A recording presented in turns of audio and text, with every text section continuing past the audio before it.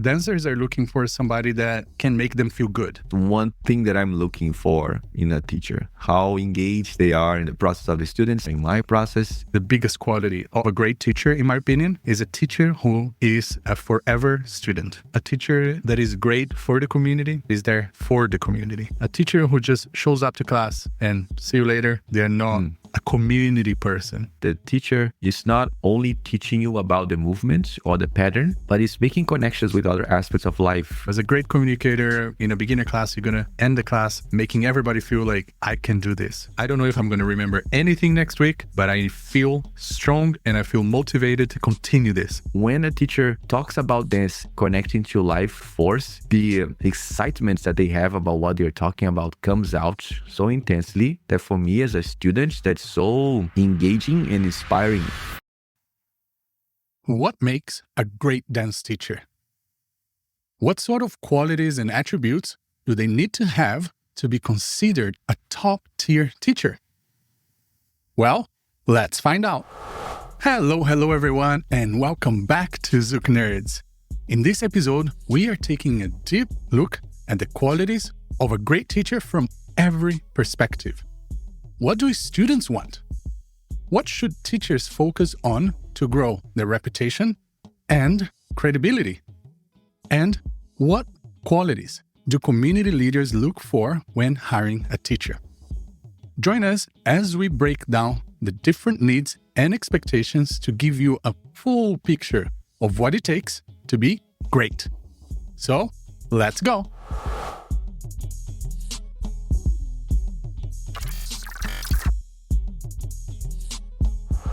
Hello everyone, and welcome back to another episode. My name is Alisson Sandi, and let's welcome back our beautiful co-host, Gui Prada. Hello, Gui. Hello, Alisson. Hello, everybody. Welcome back. Thank you once again for joining us, Gui, and everybody listening or watching us, if you're watching us on YouTube, or also if you like to do the podcast style, on Spotify you can actually watch the full video. But on the other platforms, for some reason, it's only audio. Just letting you guys know. So once again, thank you for being here. And today we're going to be talking about a very, very highly requested topic that has been on top of our list. But there's so many other things happening in the community that we're like always wanting to do and never getting to do it. Which is talking about what we think makes a great teacher. Like what we always say on ZoukNerds. There is no right or wrong when you look at the whole picture, right? It's the right thing for you or the wrong thing for you. But we do think that in terms of qualities, we think we can talk about that. And this episode is going to go in various lenses, putting it from the dancer lens. So how do you identify a great teacher? Or as a teacher yourself, how to build that trust or how to build a reputation that you are trusted by people and your presence, your name, your brand is a strong one that as soon as people talk about that name or that person, people know, well, there is quality there, no questions asked. And also in the community, what is a great teacher for the community? Because we believe that those three, while they connect in many ways, they also disconnect in some ways. So let's talk about this. For you, Guy, what do you think that dancers are looking for in a great teacher, generally speaking? It's a very good question because I have right now several examples of people who are starting Brazilian Zouk, are really passionate about starting Brazilian Zouk, and are currently looking for a great teacher. And when I talk to them, the main thing is a guidance that's from, let's say, a guidance from scratch. The people that I talk to, they really want someone that can show them really well the foundations of the dance from zero. Because they have been around seeing teachers here and there. And the thing they have been missing is, okay, I'm learning all these patterns, all the movements, but there's something that I'm missing. I know that I'm missing something because when I dance with other people from other places, They have this thing and I don't know exactly what it is, but I noticed there is something. And recently, they have been here in the US, so they were watching our classes, they were participating in the things. They're like, oh my God, this is it that I was missing. Which is this more thorough guidance. So I think at first is what people might be looking for, because there is the fact that they don't know what they don't know yet. And there was this part that happened to them. They didn't know that there was a part of the dance. They felt something, but they didn't know it was not being fully or thoroughly or explicitly explained. And then when they realized it, they're like, this is it. So I think this might be the first thing in my head right now. What is it for you? For me, it's a good combination of good communicating skills, like people in skills, like we call it here, and a good structure on how they teach and how they guide the classes, like you said. Not just each class, but also the course and the progression. So I think dancers are looking for somebody that can make them feel good, right? So a good communicator can embrace the room and make them feel like, yes, we're here, we're having fun, we're part of it. They can relate to people when they are answering questions instead of answering questions at the level of a teacher. You know, you're teaching a beginner student who is asking, hey, how do I stay on time here? I'm finding it difficult. And maybe as a nerd teacher, you might answer, well, just listen to the one in the music. You see the strong beat here? Yeah, so keep dancing like this and pay attention to the phrase in the music. And then you look at the student and they're like, what? So a good communicator will speak at the level of that dancer's skill. Like we always say here, how I teach a basic step for a beginner, for an intermediate, for an advanced, or for a professional is different because they have different level of awareness. And the fact that people are looking for somebody that can clearly let them know where they are, where they need to be, and what's ahead of them. You know, this is something that I've always heard in the community. And whenever I go and work with people, they appreciate because they say, wow, the way you look at things, it's like so connected and so like ahead of where we are now. And you can already talk about what's happening 3, 6, 12 months. And that's not because somebody gave it to me. It's just because we've been trying this for so long now that we've built what we believe on this day to be the system that we apply. But I'll tell you a secret. It changes every day. You know, I cannot download everything that I have and send it to you guys and you download because in 1 week, 2 weeks, I'm going to have a different opinion on maybe one of the things or multiple of the things. I might go to a workshop with a teacher who teaches slightly different from me. And that slight difference might make me rethink the entire thing of how I teach and implement that, you know. So I think somebody who is good at structuring, but at the same time, the best and the biggest quality of a great teacher, in my opinion, is a teacher who is a forever student. To me, that's it. You know, a teacher that I know and I can tell that they're forever studying, looking for information, going to people and asking, trying and testing, and being open to it. We often say in class, hey guys, you know, this is something that we're doing. I know some of you did this class with us maybe 6 months ago and we're teaching slightly different. We find that this is better because of this and this and this. And the other one is more like a variation for maybe bigger dance floors, maybe smaller dance floors, and things that are more concurrent with the community that we have, the spaces that we have, and the students that we have. So yes, all of that, communication skills, structure skills, and forever student skills. I think those are the 3 that students really look for and appreciate in a teacher. Yeah, the forever student one is something that I was thinking about that came into my head when I was thinking about the great teachers of my journey. And they were people who were always curious the whole time, always researching and practicing and training. And there is a humbleness aspect to it that is very attractive to me when a teacher goes and becomes a student in another teacher's class, joins the rotation, is with everybody.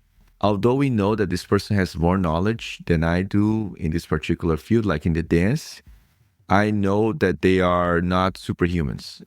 They didn't become immortals in the Olympus of dancers. They're still learning and practicing. So another example is when a teacher in class, in front of the entire group, will say, good question. I haven't thought about that before. Look, give me like 5 minutes. Let me think about it. Let's continue practicing and I'll come back to you with something. But if not, maybe tonight at the end of the class or next week, I'll bring something to you because love that question. Instead of just shutting that down and going like, no, we don't do that. Or that's wrong. Or it doesn't make sense. Yes. To just shut off the whole thing and stop it. There was actually recently a situation. I was teaching a sacada class, a sacada lab, and I was doing at times crossing through the sacada and at times not crossing through the sacada. And then the student asked, hey, why crossing or not crossing? Like, is this crossing better than not crossing? Anyway, like he asked about the crossing aspect. Yeah. And I had no idea at the time. I was like, I explained why crossing and why not crossing. Sometimes one is easier, sometimes the other one is not easy. And sometimes because the momentum of the speed, you choose one, you choose the other. And then he said, okay, I'm going to research it. I'm going to look it up. And then because he has this very engineering brain, he really wanted to understand. And I told him, man, tell me your findings. Go do your research. Tell me your findings later. And then 2 weeks later, he comes. And then he said, okay, I did all the things, all the tests. And there's absolutely no difference between crossing or not crossing. They both work well. He said, I realize in the end of the day, it's just a choice that you make. And I said, yeah, it's a choice. So that whole exchange was really interesting because it was an opportunity for me to allow myself to say, I don't know. I choose based on one thing or the other, but in the end of the day, it's still one of those things that you feel, like you have the intention words that Brazilian teachers use so much. You have the intention, you feel, and you apply. It was really fun because everybody was open. And that's, I think, another aspect too, the openness of the teacher. When talking to a teacher about a technique of another teacher, bringing them something that you heard somewhere else, and combined with what you said, Alisson, not being completely shut off or shut down. I never know. Either works for now. Either works fine. Not being like, no, this is bad, this doesn't work, or anything like that. How many times have we heard, oh, but I did the course of this other person, I did training with this other person, and they talk like this, they do like that. So this happens a lot in our Zouk world. And I think any partner dance world, actually, that happens. So that's an opportunity as well for the teacher to show you directly, indirectly, about the openness that they have and how they see other techniques and other dancers, because I think it's very important for us teachers not to put other teachers or other dancers in boxes, in like these boxes inside of a fridge, and think that everybody's static, that nothing's going to change in how they dance and how they teach. So I invite students not to put dancers in boxes inside of a fridge. And for us teachers, is also something that I find really important as well, because I have seen friends who are teachers really modify the way they teach over time. So if I had put them in a box, I would have completely closed my eyes to the changes. Well, I'm probably one of those that you've seen me through phases, of how I taught back in 2019 and then 2022 and now 2025, how I'm teaching, because I just love finding ways to do things better. And now I think we can move on to like, what is a good teacher from our perspective as teachers, from a perspective of a teacher. I think that before we go on, we should clarify that this is adding to what we already said for the dancers, right? So we're not deleting that. We're not deleting the communicator structure open to learning and things like that, but adding on, I think a teacher who is very adaptable, right? By the second, by the minute as things happen, they don't stick to their plan, but they actually let the students guide how the class goes to a certain extent, of course. Sometimes I enter a workshop and the workshop plan is this, and I'm there as a student and I see that the teacher is just going through the plan, and I see the students and I'm like, okay, let me see this until the end, because I have to stop judging as it happens. Trust the process. We say this a lot, so I have to repeat that to myself. Trust the process, Alisson. There must be a reason. And sometimes there is. But also a lot of times there isn't. It was just because that's what they prepared for, and they're not willing to change, or they don't have the experience to change, or they didn't even realize it wasn't going well. Yeah, this is something I want to talk real quick, because recently we have been training the teachers here in DC, and recently, like last week, someone was teaching and I was observing. Yeah, I was observing, like just being the person, shadowing. Exactly. I was there. You're a fly on the wall. I was a fly on the wall. And after, they asked me for feedback. And the feedback that I gave was exactly that one. It was like, I think some of the things that you mentioned by protocol. It was like, this is the order of stuff that we need to go through. And then realizing that the audience we had, the students we had in that class, we could have skipped that part, but because it was protocol, you went through that part. So I think it's exactly what you're saying, Alisson. Like, it's noticing the thing and looking at your plan. It was like, do I really need to talk about this with this group? Maybe not, maybe yes, So it's a form of autopilot, especially if you have like a syllabus, if you have like a structure that you follow very often. And many times you do follow the whole thing because people really need the whole thing. At times they don't. Yes, I've seen this a lot in festivals when new teachers, they start traveling. And I should add, not only new teachers, but teachers who mostly travel don't have regular students. They tend to just have their plan, stick to their plan, and move on. Because whatever happens, it's a crash, and they don't have to deal with it. I don't know if they're conscious about it. If it's my event, I'll go and talk to them. I'll always go and talk to the artists and ask them, what do they think about the class? And if there was anything that they heard from the students or felt in the class. Because usually I already heard feedback from the students or from other teachers or from the organization that the class didn't go too well. Maybe I was there watching, maybe I wasn't there watching. And then I go and talk to them and I ask them. Almost all the time, they didn't realize. Almost all the time that this has happened in all of the events that I've organized, they didn't realize it was happening.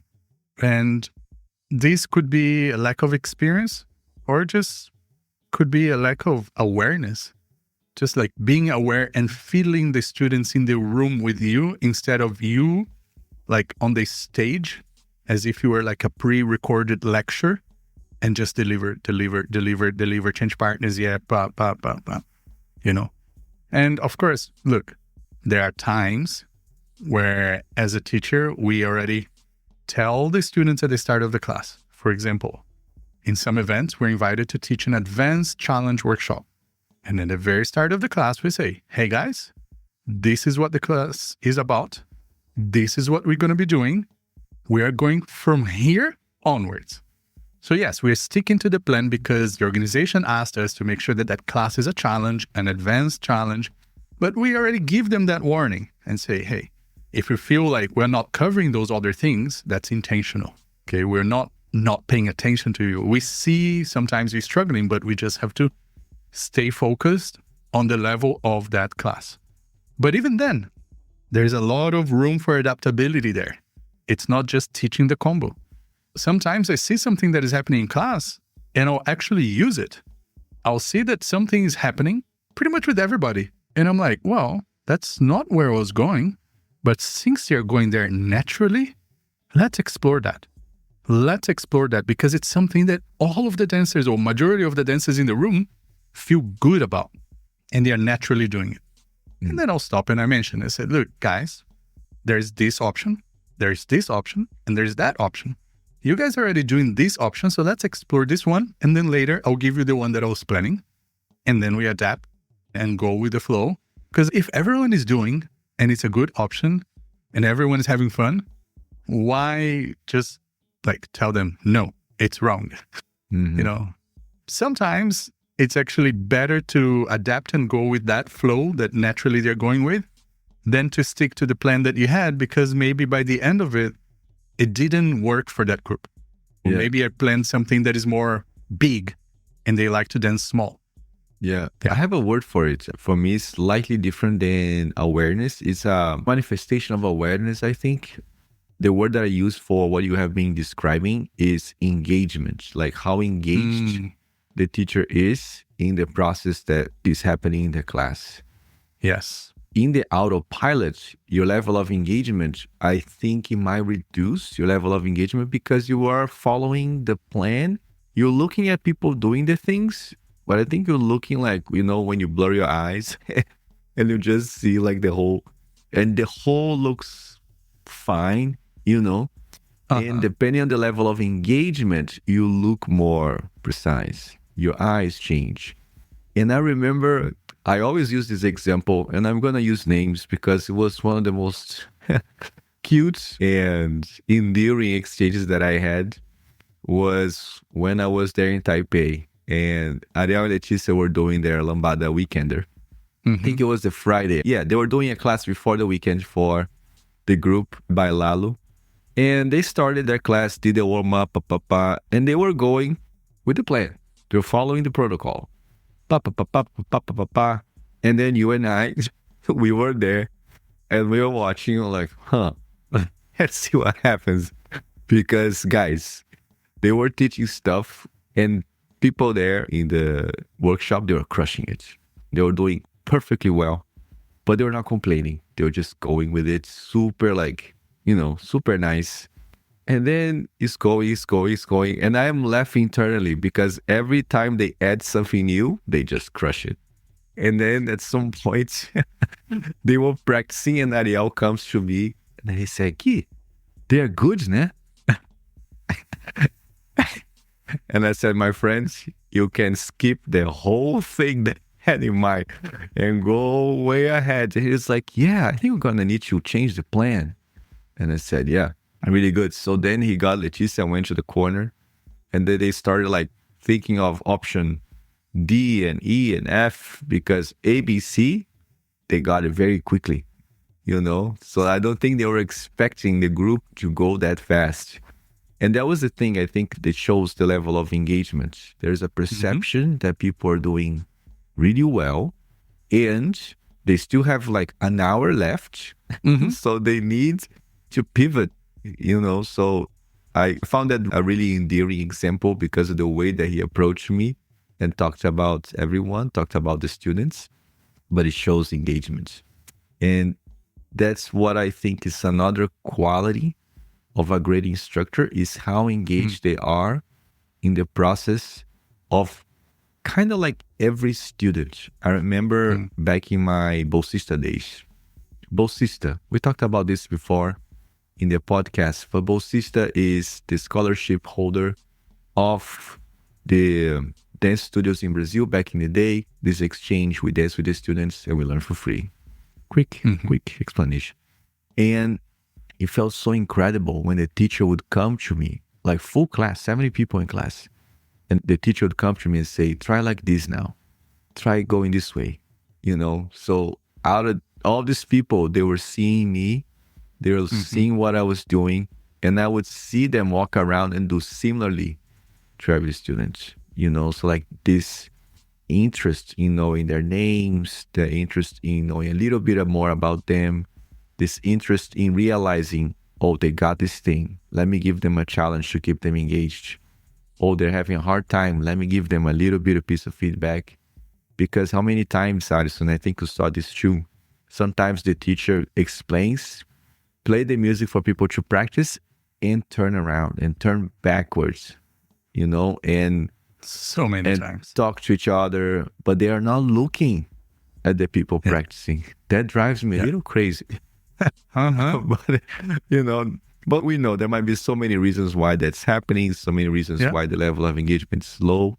But that's one thing that I'm looking for in a teacher, how engaged they are in the process of the students, how engaged they are in my process. And I was really inspired by the teachers who were engaged in that way.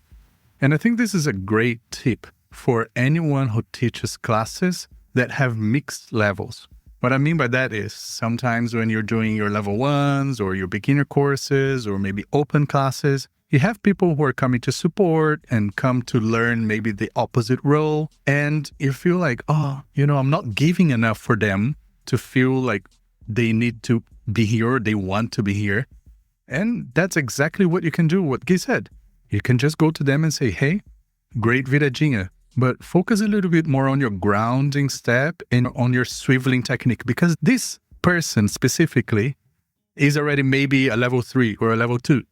You can talk to them in a few words and give them like very specific technique to work on while they are in a beginner's course where we're not going to be talking about the grounding, the swiveling and all of those things. But you can just like give them a little poke of like, hey, great turn, but just focus on opening your chest because you're kind of like letting your head drop a little bit and they will be coming back. They'll go like, oh, I love when I go to your level 1 class because yes, I know all of the movements, but you always giving me little extra things that normally I would have to maybe do a private lesson to get that feedback. So for all of you who have the very difficult job of pleasing various levels in a group, try to do something like this for those people who can do more or do less. And I'm not saying tell them to do a different move. That's probably not going to work out in a beginner's course, for example, because they're still learning the basics. But you can tell them to maybe try a different direction, maybe try a closer hold, or if they're very close, maybe a more open hold, or feedback in a personal level of what they're doing with their body. More hip motion, more relaxed knees, more straighter back, all of those things. I think it's very, very, very useful. And when I see a teacher doing that, I'm like, oh yeah, you are hired, my teacher. Yeah. You are hired. You are hired because I can see that they're engaged. I can see that they care. I can see that they're also thinking about the fact that this person would appreciate that little extra piece of information. Yeah, in our curriculum here in Washington, D.C. for District Zouk, the latest level that we have is called study group. So when people complete all like the regular curriculum syllabus set courses, they go to the study group. And the study group, because it's going on for some time now, is starting to have this phenomenon that you have people that have been in the study group for a couple cycles and people who are coming in brand new. And the people who are coming brand new to the study group, they are a little bit behind in technique in certain aspects to the people who are already there. And I'm having the chance to do what my teachers did to me, which is really nice, which is when someone rotates with me to do with me, I say, very good. Now let's try a little bit bigger, or let's get out of the comfort zone a little bit. Let's push a little bit further. Let's try to go a little bit more. And it has been really interesting to do that because when I tell that to a student, to a follower, they react like, oh, can I? Oh, can I do that? I said, now, yes. I think now you understood your body can execute the thing really well in this really safe, contained way that it feels really comfortable. Now let's try to push a little bit, to stretch a little bit more. And the reception has been amazing. So like Alisson said, if you are in this very difficult job of having a class with all these different levels, there are different ways that you can do that. The way that I use is join the rotation. I'm in the rotation with the students very consistently. There's a moment of the class that is sacred for that part, and the students know already. When they rotate into me, they know it's going to take a while for the class to move on in a way, because I am going around with each person. And that's sometimes their favorite part of the class. There is that one. And there is the one that you are outside watching people, and maybe see if you can watch one by one, because you can have that sight that you see everything, and then you can spot, stuff here and there. And there's also the way that you can go one by one, do one time for me to watch. And then if everything is going well, give that little tip, So there are ways to engage. In the end of the day, engage. I think that's the thing. Or notice how engaged the teacher is if you are the person looking for the teacher. So, Gil, what else do you think that could go onto that level between like teacher to teacher? What maybe a feedback that we can give to some of the teachers out there of things that we see and we're like, come on, we can do better? Yeah, there's one thing, the music.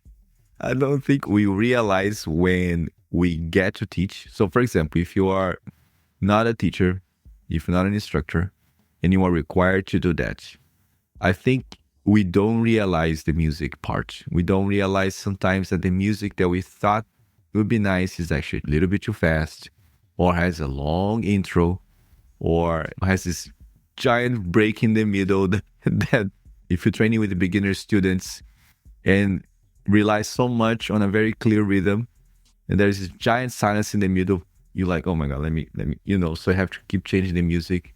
And it's a class that maybe you're teaching like basic step, side basic, and basic on the spot.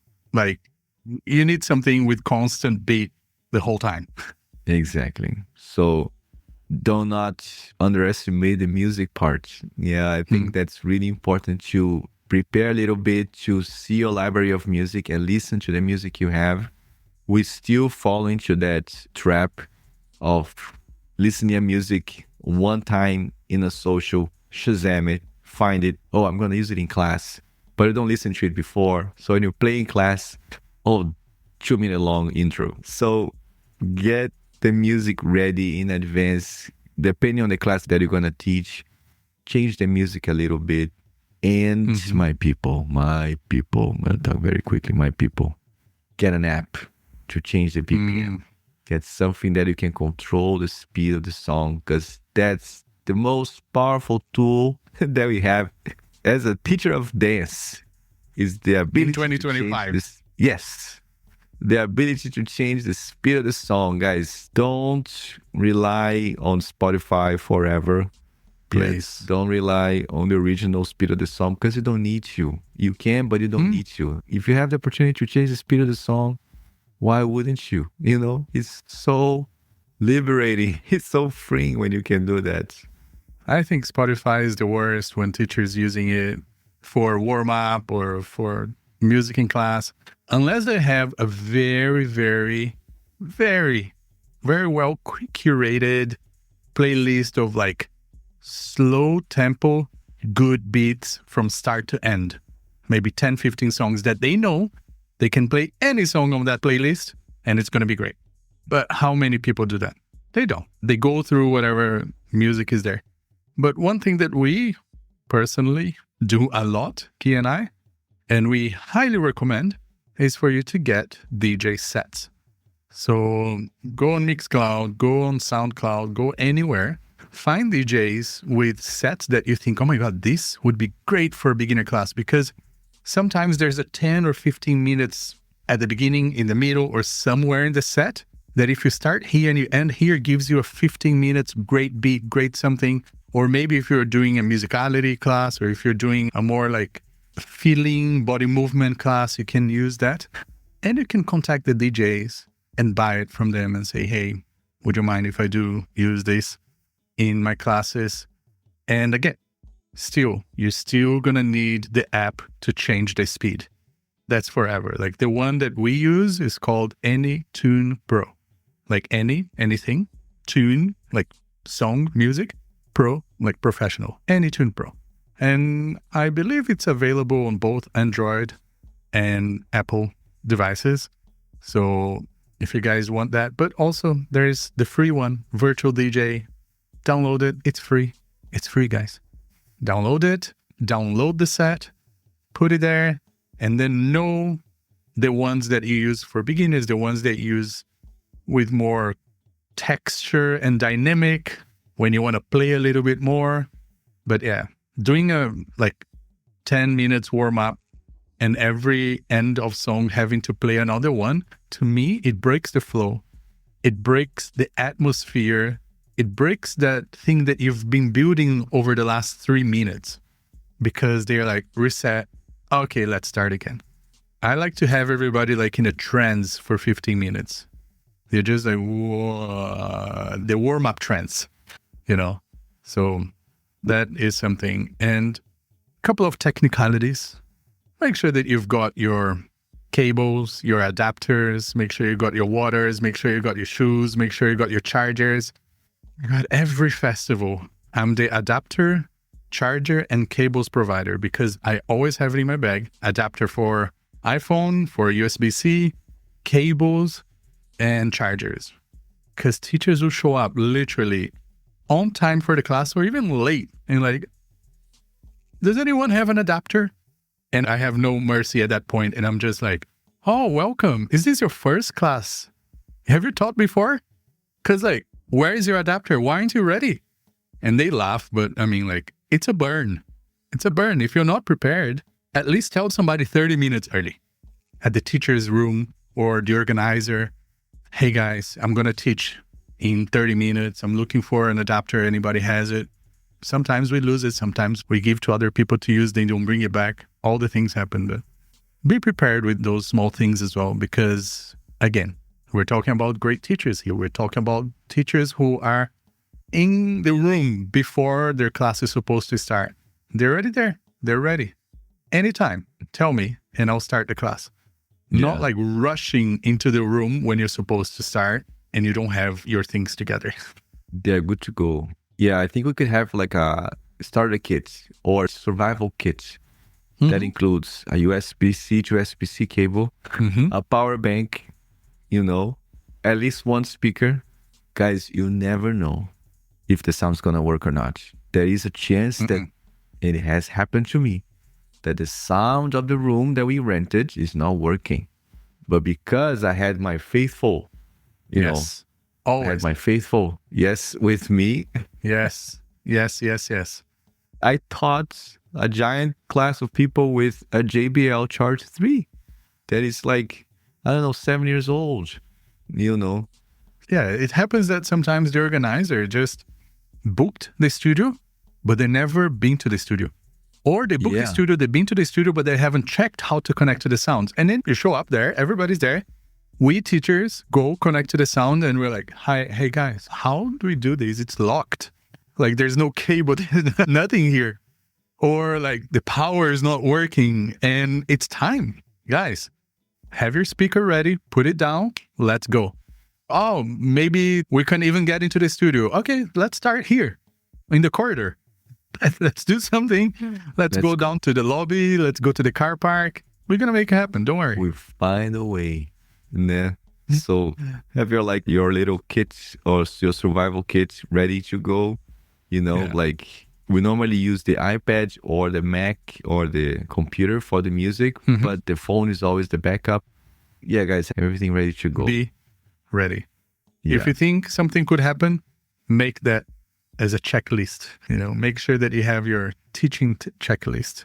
And if you have a dance partner who happens to be one of those that forget things, make sure you double check with them. Because it might not be you, but it might be your dance partner. So look out for them. Help each other. And now I think we can move on to the organizers. Looking as a community leader, as an organizer, or as a promoter, what is a great teacher? In my opinion, a teacher that is great for the community is a teacher that is there for the community. I think that makes it very simple to explain, but I'll go deeper. A teacher who wants to be around the community, not just their paying students. A teacher that goes to socials that is organized by their school or by other schools. Go to workshops that are organized by other people. Shows up just for the sake of wanting to be part of the community and listens to the community. People are wanting to do something like this or wanting to do something like that. Offer your help. Maybe you cannot organize. Like I often cannot organize something new for people, but whoever wants to organize, I tell them, I say, hey, let me know. Whatever you need, just let me know and I will tell you, I'll help you, I'll give you some shortcuts on how to make it happen. Hopefully it will make the job easier on you because I don't have the time to make it, but I have the experience to at least share, you know? So yeah, being part of the family. I think it's a big thing that as an organizer or as a community person, that's what I want to see. A teacher who just shows up to class and see you later, may be the best teacher in town, but only in class. They're not a community person. That can exist. And like we've said that in episodes before, that there is a space for that. We're not saying these people should be deleted from the community. There's a space for that. But, you know, the fuller package that you can have, the better it's going to be. Yeah. When thinking about ideals, the aspect of curiosity comes to mind, but expressed in a different way.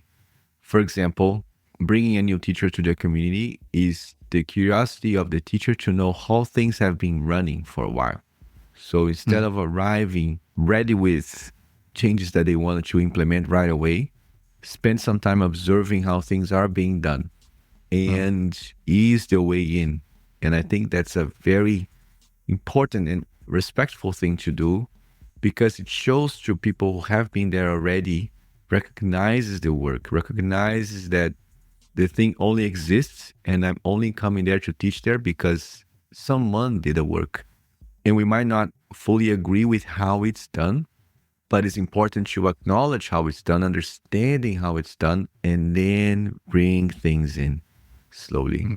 So sometimes spend observing, sometimes spend learning about how things run, and an openness to adapt in the sense of, I teach this way here, but they have been learning this way for such a long time.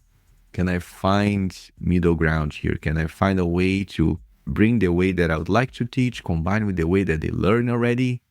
You know, just this thing. So not to cause unhealthy disruption, that the disruption is healthy, is like, oh, something new is coming, something new is being brought. And it's not like a slap on the face. You know, it's a nice kind of disruption. And I bring again an example of a friend who is really keen in starting a scene or really keen in getting the scene to a new place in where they live.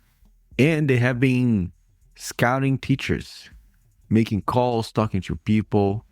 And it's really interesting to see already just in conversation, the level of openness or, I mean, how close or how open they are.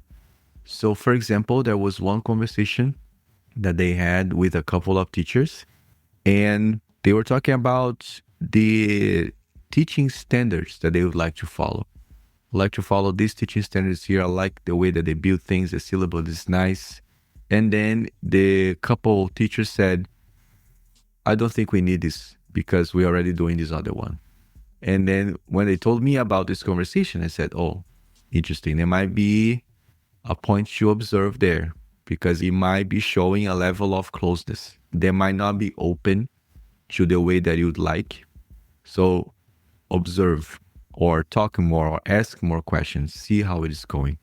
But I think this interest in knowing how things are happening and bringing the new thing in, being open to the suggestions is a very, very important aspect for me when I'm thinking about the community leader wanting a teacher, wanting a good teacher, finding a good teacher, a great teacher. Yeah, we've had this situation happen multiple times. For example, when I moved to DC and when I moved to Taipei now, we had that dating process and the dating time that we're getting to know each other. And just before recording this episode, I was talking to Guy about this. How at the beginning, when I moved to DC, I was like, am I doing a good job? Does people like my thing? Like, is it okay? Am I pleasing the students? Are the students happy? Are the other teachers happy? Are the directors happy? Because like, I wanted to make sure that everything was integrating well. I understand that sometimes you just want the teacher to come in and you trust the teacher and you're like, no, just teach your way. Yes, thank you for the respect. But no, guys, we need guidance. And if those teachers are not willing to get guidance from the local people, that's not a good sign. Because those teachers should be asking questions, should be asking like, hey, how are the warm-ups here? Do you think we can do a little longer? I normally do longer warm-ups. And they're like, oh, we never did it. Okay, so maybe I'll start with, not super long ones and get them used to it over time, instead of just come in and just plant my way of doing things and cause this whole thing in the school and the community. Because, bro, there's so much to adapt. Today I had a meeting that went for, I think, 4 hours. And on Friday, we had another meeting that went for about an hour or so with the school here that I teach with. Because I told them, like, hey guys, can we meet? I want to really know what has been going on in the classes so far and what we want to do in the future. Because I was here on and off for the last year and a half. And then I've been here full time since April, end of April. And I've been teaching classes the whole time, but like, those are not my students, and they've been dancing, some of them for 1, 2, 3, 4 years. And I've been trying my best over the last year and a half to kind of learn how they do things here and then implement the way I do things and see which ones work, which one doesn't. But there's so much to learn. Just last month, I discovered that, there were a few things that we were doing in the classes that it was not working. We didn't know until we went to each person and asked. Because you might think everything is okay, guys. And I'm talking from teacher to teacher here. You might think that things are okay. But it might just be because the students respect you and they are not going to question you. But you don't know that. You don't know what's going on inside. You don't know if they're feeling overwhelmed or they're feeling underwhelmed. If they're feeling beyond their limits or they're feeling not challenged at all. You really need to ask and talk to the students. Maybe have some spies. Maybe one of the students or one of the people in the community that likes to talk to everybody, they can pass on some information anonymously. That works too. That works too. But be interested in becoming part of the family and understanding the family dynamics. I learned so much teaching here. I learned so much teaching in DC. Anybody who knows my teaching before I moved to DC and now cannot deny that I have learned so much teaching in DC. These are the kind of things that for all of you out there who wanted to listen to this episode and kind of find out what should I be aiming for if I want to be a teacher? Or what should I be looking for if I want to learn from a great teacher? As an organizer or a school owner, what should I be looking for when hiring a teacher or accepting a residence? Because there's a lot of teachers out there traveling now and saying, hey, can I come for 2 months? Can I come for 3 months? Have multiple dating video calls, not just one. I don't care if they are 5 million people on Instagram or whatever. Have multiple video calls because it is going to be like, I wouldn't say a marriage, but it's going to be like an engagement for those 2 or 3 months.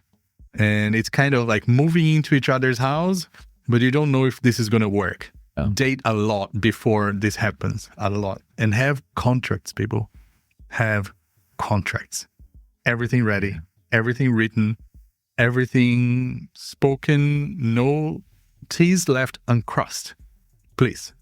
Yeah. I was thinking on like parting words, what would be the first thing for people, either the student who's looking for the great teacher, the teacher is looking for the teacher, the community leader is looking for the teacher, what would be this first thing that they could observe to know a little bit more or to know a lot more?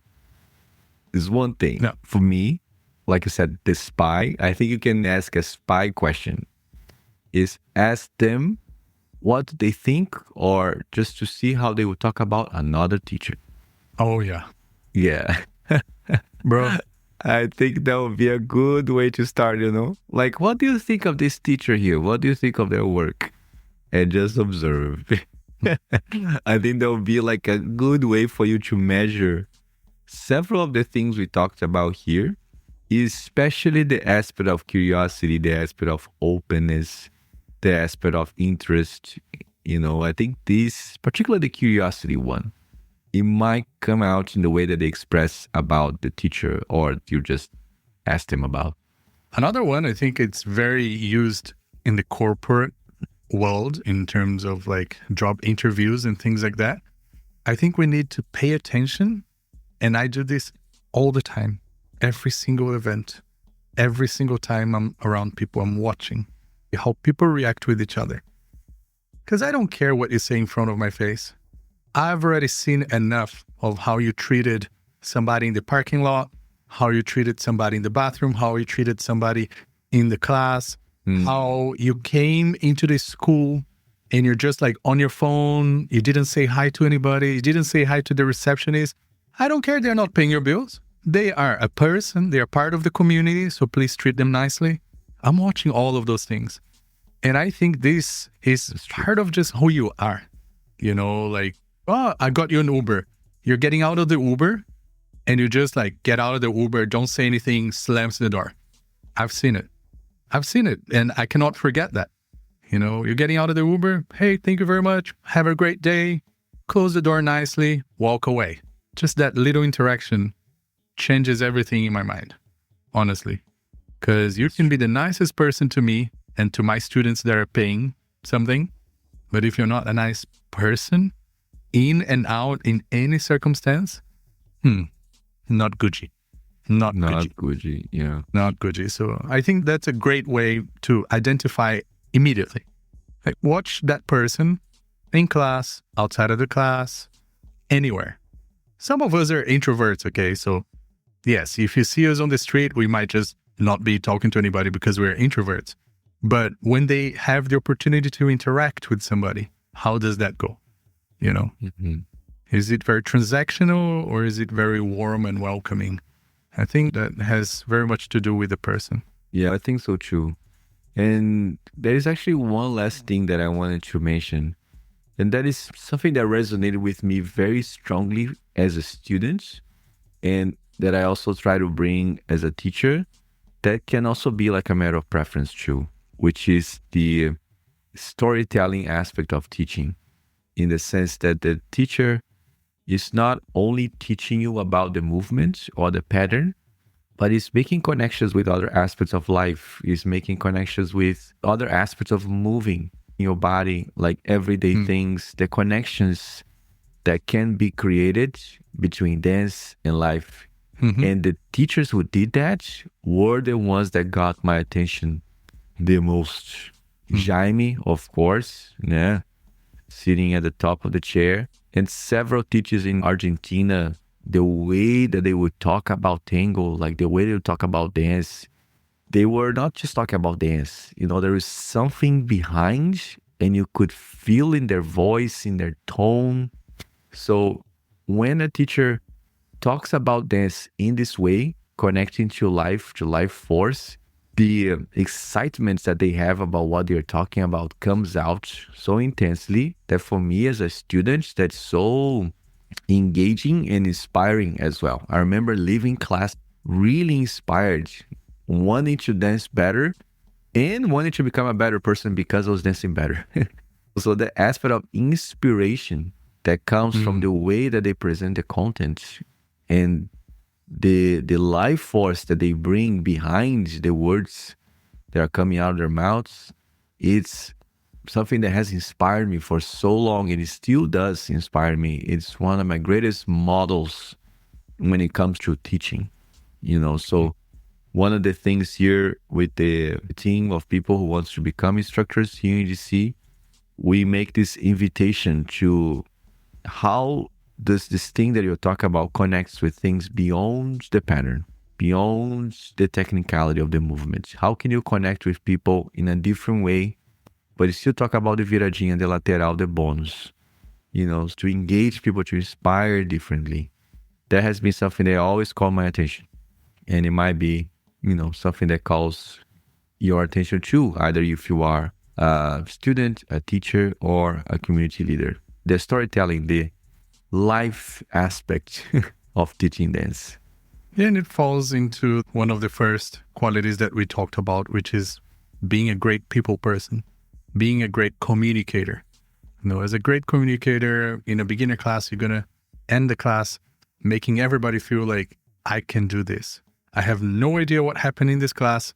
I don't know if I'm going to remember anything next week, but I feel strong and I feel motivated to continue this. Yeah. That's exactly that. Somebody that can make you feel that way, they can teach you a whole new dance that doesn't exist and you're still coming back every week. Honestly. Yeah. It won't be Brazilian Zouk, it won't be anything, but you're going to love it because that teacher is going to make you feel that great. And that's how it goes. So with that in mind, we want to say once again, thank you for being here, everyone. Hopefully this was another episode where we can help you, give you little things to think about, either for your now or your future, or share with somebody that you think this could be very useful to. Yeah, maybe your teacher, maybe another community person. Tell them, hey, I think this episode is going to be very good for you to help you in the community or as a teacher. And with that, thank you so much for being here once again. And please help us, support us, follow, subscribe, share, do all of the things on YouTube, on Instagram, TikTok, wherever you are seeing us, so we can continue doing this great work in the community. Cool? So, thank you once again. Beijos, abraços, and ciao. Ciao, people. See you next time.